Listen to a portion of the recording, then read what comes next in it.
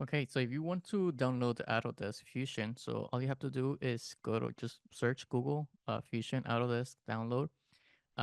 This is a paid software, of course, but you can always download a free trial and you can just click on it and it will download the software for you if you want to do it in your computer. You should really look into like what kind of settings you need for your computer, what kind of memory and so on. I mean, the more RAM that you have, it's always the best with CAD software, but you can, like I say, you can do it uh, online. Like I show you the web browser in a different video.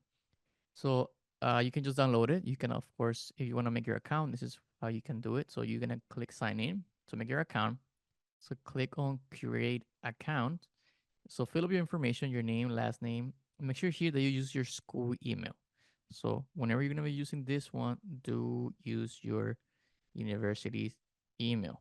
That's really important that you use your university's email because otherwise you're not gonna be able to get the license. So once again, I want to reiterate, use your university's email.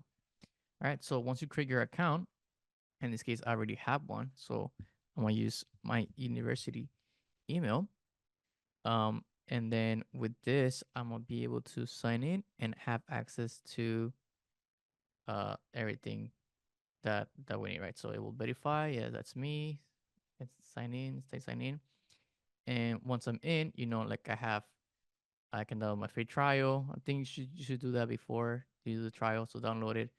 Um, and then once you log in into with the school, you will have access to all of those things.